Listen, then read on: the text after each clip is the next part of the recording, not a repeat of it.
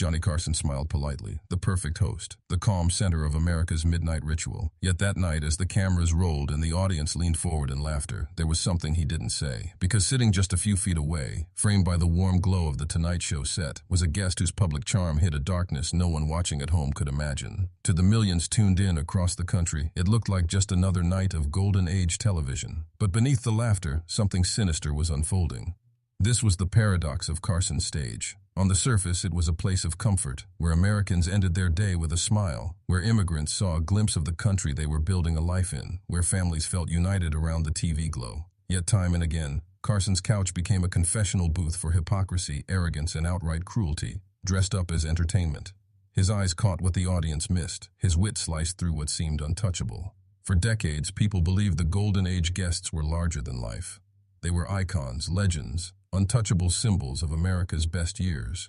But icons are not always innocent. Behind the rehearsed jokes and polite applause, some of those guests were wolves in sheep's clothing, and Carson, with his Midwestern patience and razor-sharp timing, was often the one who revealed the truth. What makes this story more than nostalgia is the realization that Carson's stage was never just comedy. It was America's mirror. The guests weren't simply entertainers, they were moral test cases, each visit exposing what the culture valued and what it was willing to excuse. Some guests came with dignity, humility, and genuine talent. But others, as you'll soon see, carried secrets so disturbing that their legacies now read less like Hollywood glamour and more like cautionary tales. Carson knew. He always knew. The polite smile, the knowing glance, the sharp question delivered as a joke, these were his weapons. Against the arrogance of fame, against the cruelty hidden behind applause, he never raised his voice. He didn't need to. His silence spoke louder than their boasts. And by the end of this video, you'll see which 9 names shocked even Johnny himself.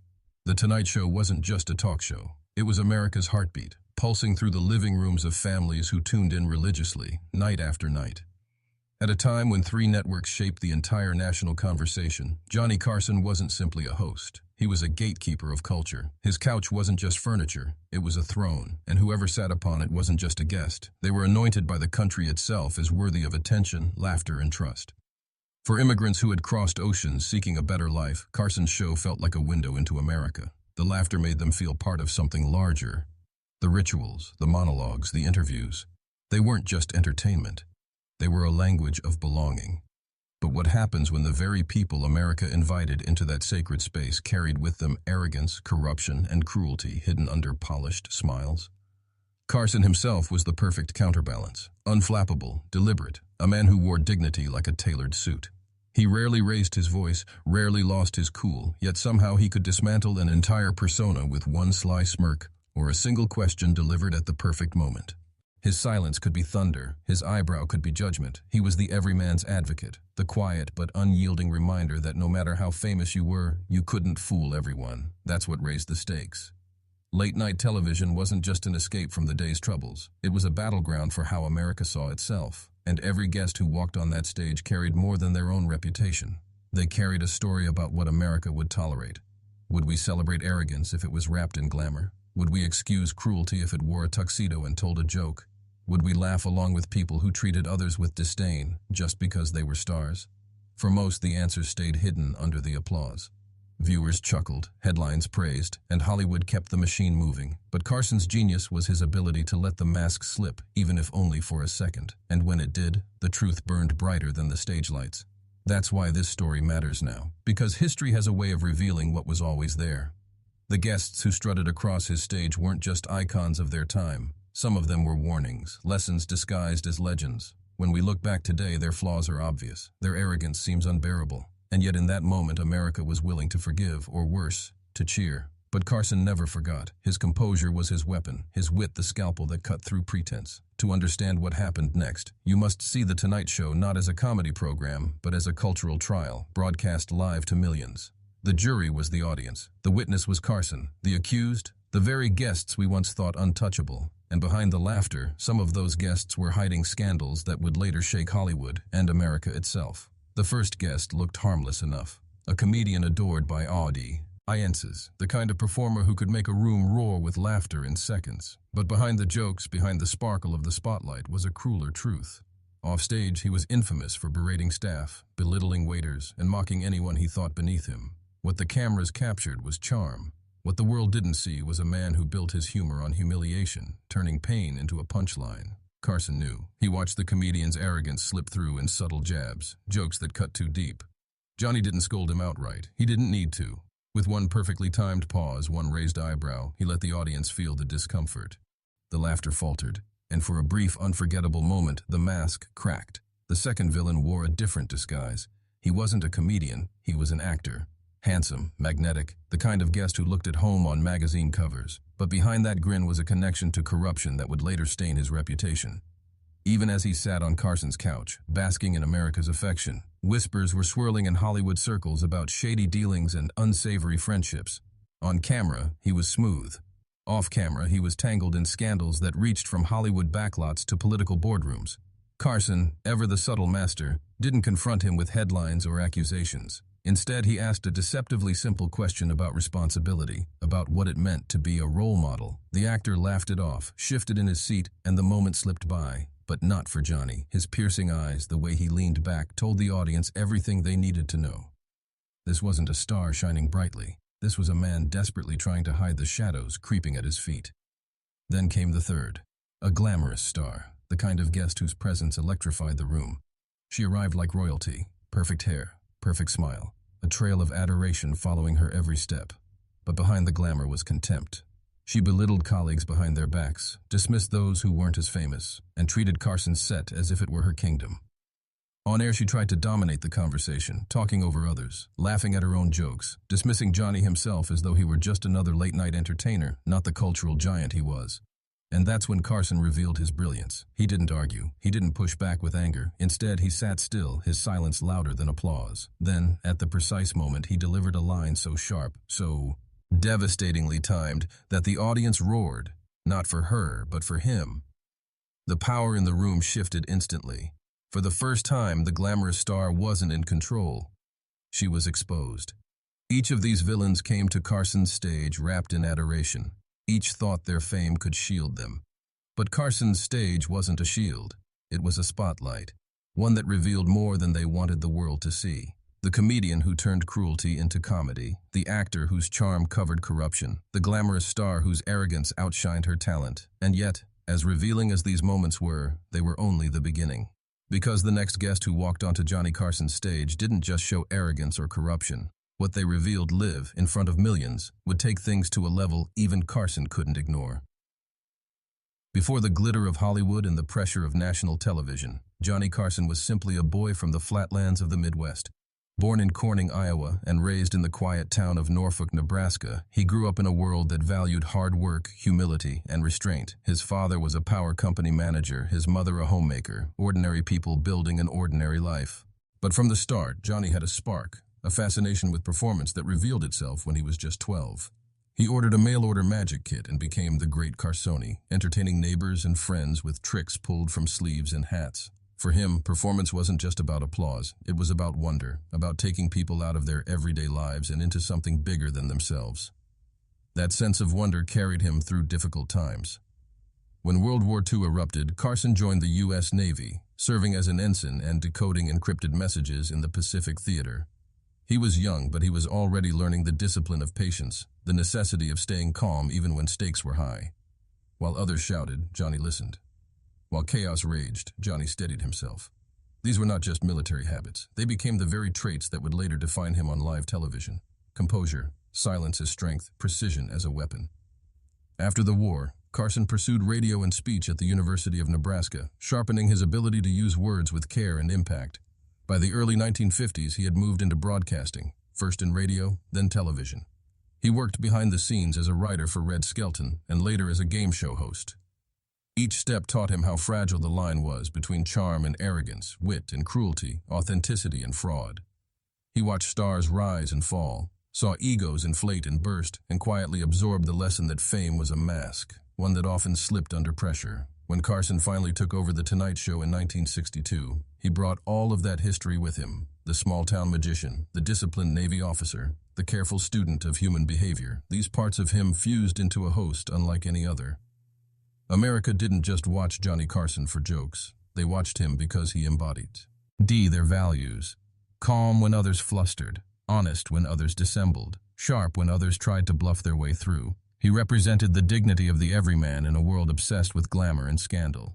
This background mattered because it explained his uncanny ability to detect arrogance in disguise. When a guest strutted onto his set with too much self-importance, Carson's Midwestern instincts rang like a bell. He had seen real stakes in war. He had seen ordinary people live with quiet dignity. To him, arrogance was a telltale sign of weakness, not strength. And so, with his famous smile and twinkling wit, he turned late-night television into something more profound. A silent referendum on character. Audiences trusted him because he never pretended to be more than he was. He was self-deprecating, often the butt of his own jokes. He laughed with the people, not at them. Immigrants watching from cramped apartments, workers coming home from long shifts, families gathered around the glow of a single TV. They saw in Johnny not just a host, but a neighbor. A reminder that dignity didn't require wealth, that intelligence didn't require arrogance, that wit could be gentle, yet devastating. And this, more than anything, explains why his clashes with arrogant guests were so magnetic. Viewers could sense when someone on that stage was hiding something, but they didn't always have the words. Carson gave them those words, or sometimes just the silence, to validate what they already felt. That cruelty disguised as comedy wasn't funny. That corruption hiding behind charm wasn't admirable. That arrogance dressed in sequins wasn't beautiful. He was America's quiet hero, the man who knew that the truest power isn't volume or fame, it's restraint, discipline, and authenticity. And when the wolves in sheep's clothing walked onto his stage, he was ready. His smile was his shield, his wit his sword, and his silence the judgment that no applause could drown out. It was this background, this life of humility, service, and sharp observation that made Johnny Carson uniquely prepared for the battles to come. Because the next villains who arrived on his stage were not just arrogant. They were powerful figures, dripping with corruption and arrogance so brazen that even Johnny's composure would be tested. And when they sat on that couch, the clash wasn't just entertainment anymore. It was a test of America's soul. The fourth villain wasn't just a guest. He was a politician turned celebrity, the kind of figure who strutted onto Carson's set, convinced the lights belonged to him.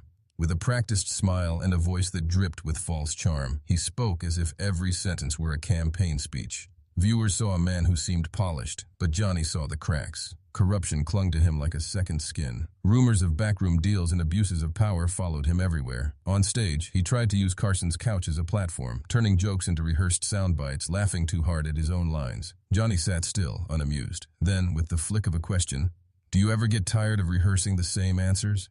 Carson pierced the performance. The audience laughed, but beneath the laughter was a collective realization. This wasn't authenticity, this was theater. And for the first time, the politician's armor showed a dent. The fifth guest wore glamour like a shield. A famed singer, beloved for anthems that had once filled stadiums, now sat before Carson dripping with arrogance. Fame had twisted into disdain.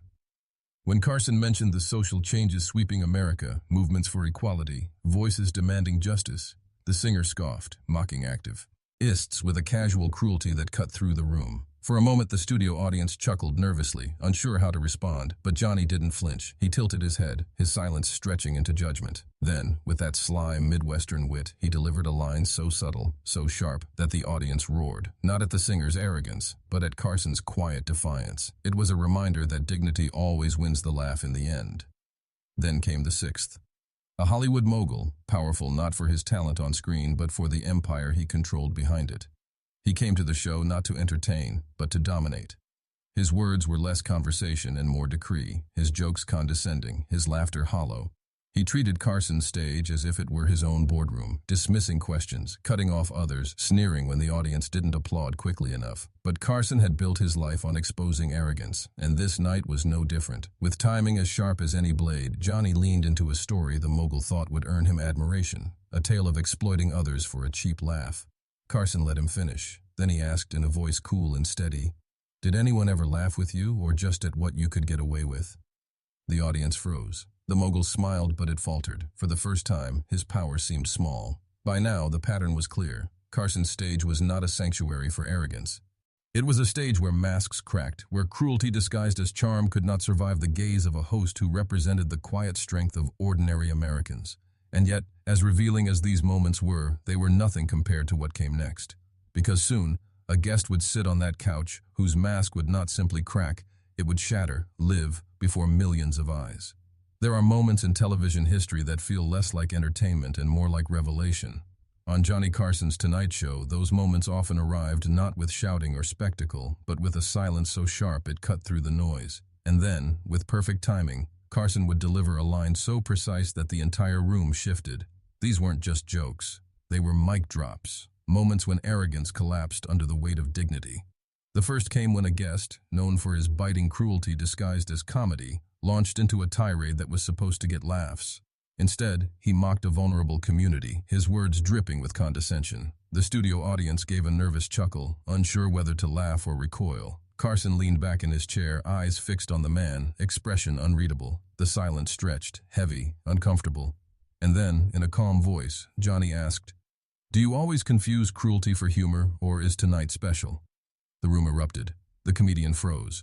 The laughter wasn't his anymore. It belonged to Johnny, to the audience, to everyone who knew instinctively that wit without empathy was empty. Another unforgettable clash came with a Hollywood mogul who strutted onto the stage as if he owned it. He bragged about his conquests, his power, the people he had made. It was a performance of arrogance, and for a moment he seemed untouchable. But Carson, who had seen power up close during the war and in the corridors of fame, waited for the rig. That moment. When the mogul gloated about crushing a young performer's career, Johnny's expression hardened. "Funny," he said, his voice quiet but firm. "The ones with real talent don't seem to fear you at all." The audience gasped, then roared with applause. The mogul shifted, tried to laugh it off, but the damage was done. His power play had been reduced to a punchline, and he wasn't the one holding the punchline anymore. And then there was the politician. He had come to the show with prepared lines, the kind of slick answers designed to charm voters and dodge accountability. At first, it seemed to work. The audience laughed, the conversation flowed. But Carson knew the difference between authenticity and performance. With the patience of a chess master, he let the politician spin his tales. And then, at the perfect moment, Johnny leaned in. "When the cameras are off, do you talk to your family the same way you talk to voters?" The politician stammered. The audience laughed, not at the joke itself, but at the way Johnny had cut through the act. For once, the man who lived on polished words had none. These were Carson's weapons: timing, silence, wit sharpened into a scalpel. He didn't shout, he didn't grandstand. He let arrogance collapse under its own weight, giving the audience the catharsis they didn't even know they craved. For ordinary Americans, immigrants chasing dignity, workers longing for honesty, families tired of arrogance, Carson's mic-drop moments weren't just funny. They were justice in real time. Crowd reactions turned these moments into legend. You could feel the air shift, the sudden explosion of laughter or applause that wasn't just amusement. It was relief, validation, empowerment. It was the sound of people realizing they weren't crazy for sensing the arrogance in front of them. Carson had confirmed it, spoken it aloud, given them permission to feel what they already knew. And it didn't end with the live broadcast. Viewers at home leaned closer to their sets, whispering to each other, "Did you hear that?" The next day, offices buzzed, diners hummed with conversations about what Carson had said, how he had put someone in their place. For many, those moments were proof that dignity could still win in a world where arrogance often went unchecked. But the most haunting part of these mic-drop encounters was the villain's reaction. Some smiled awkwardly, trying to pretend nothing had happened. Others grew visibly uncomfortable, their bravado slipping away as the crowd laughed not with them, but at them. A few lashed out, doubling down, only to look even smaller against Carson's steady composure. In every case, the result was the same. The illusion shattered. This was Carson's gift. He didn't humiliate. He revealed. He didn't need to insult. He only needed to hold up a mirror. And when the reflection appeared, it was often uglier than the guest ever intended to show. These mic-drop moments are why Carson remains unforgettable. They weren't rehearsed. They weren't planned takedowns. They were instincts honed over a lifetime. Midwestern roots, Navy discipline, years in comedy clubs and radio studios, all converging into a single truth. Arrogance cannot withstand authenticity. Yet what made these moments legendary wasn't just the clash on stage, it was the shockwaves that followed. Because when the cameras cut and the lights dimmed, the story didn't end there. The real fallout was just beginning. The cameras cut, the laughter faded, and the credits rolled. But the echo of Johnny Carson's mic-drop moments didn't stop at the studio walls. They spilled into the streets, into offices, into the very bloodstream of American culture. What happened in those few minutes of live television grew legs, spread through word of mouth, and turned into stories people carried with them. Because when Carson exposed arrogance, it wasn't just entertainment, it was validation. The tabloids were the first to pounce. Morning headlines framed the encounters as "Carson strikes again" or "Guest crumbles under wit." They replayed the sharp lines, the raised eyebrow, the devastating silences. But unlike today's digital world, where a clip can travel globally in seconds, the retelling back then relied on memory, gossip, and ink. That made the stories even bigger. They weren't just consumed. They were lived, debated in diners, whispered about in barbershops, dissected at factory lunch breaks. People weren't just recalling jokes. They were recalling moments of justice. The gossip columns turned these encounters into myth. Inside sources claimed certain stars left the set fuming, vowing never to return. Publicists scrambled to repair images that Carson had cracked with a single question. Some even begged producers for a second chance to redeem their clients. But audiences remembered. Once arrogance had been exposed under the Tonight Show lights, no amount of spin could completely erase it. Then came the ripple effects in entertainment itself. Up-and-coming comedians, actors, and even politicians took note. They understood that Carson's couch wasn't a guaranteed safe space. It was a proving ground. If you came with humility, wit, and authenticity, you left with the audience's love. If you came with arrogance, cruelty, or corruption, Johnny might not call you out directly, but he'd let the truth surface, and the nation would see it. That awareness reshaped how guests behaved. Some toned down their egos, fearful of being the next cautionary tale. Others avoided the show altogether, unwilling to risk exposure. But the most powerful aftershock came from ordinary viewers. Letters poured into NBC praising Carson for standing tall against arrogance. Fans spoke of feeling seen, heard, validated. Immigrants who often felt invisible in mainstream culture wrote about the pride of watching a man who refused to let bullies dominate. Workers described how they laughed not just at the jokes, but at the reminder that dignity still mattered in a world that often rewarded the opposite. In those living rooms, Carson wasn't just a comedian. He was an ally, a defender of values too often mocked by the very people sitting on his stage. And as time passed, documentaries and biographies confirmed what audiences sensed. Behind the glamour, some of those golden age guests really were as toxic as they appeared in fleeting moments. Accounts of cruelty to staff, corruption, abuses of power. Truths emerged that made Carson's instincts look prophetic. He hadn't needed a scandal sheet to know who they were.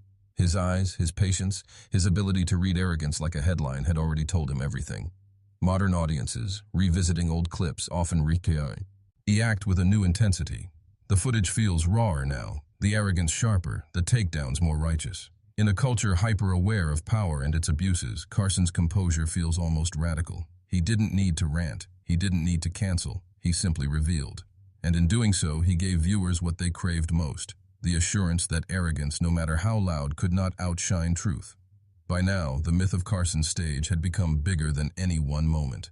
It was a place where America's icons were tested, where heroes and villains revealed themselves in real time. But what the audience didn't know was that the story wasn't finished. Because while 6 names had already been unmasked, there were still 3 more waiting in the shadows. 3 guests whose arrogance, cruelty, and corruption would shake not only Carson's stage, but the very culture that had once adored them. Yet 3 more names remained hidden, until now.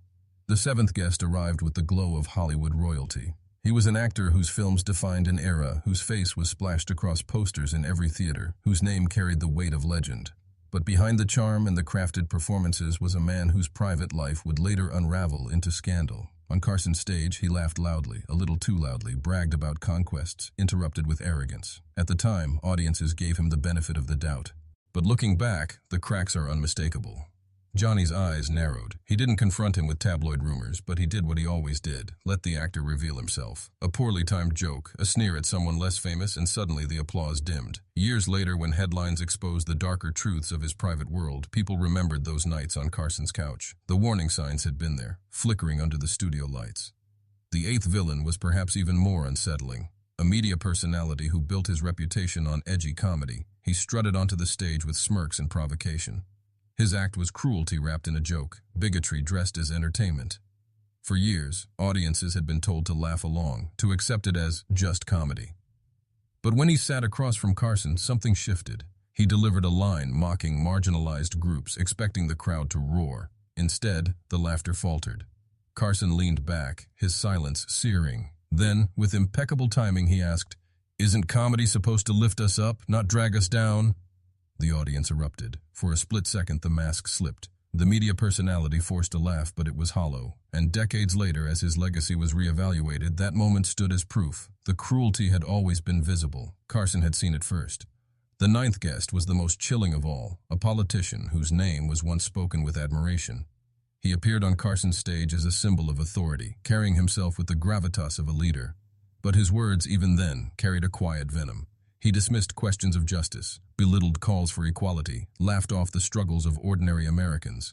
Some in the audience clapped politely, conditioned to respect the office he held. But Carson's restraint told another story. He let the politician speak, let him reveal the disdain hidden in his charm. Years later, history would not be kind. Scandals surfaced, policies re-examined, legacies dismantled.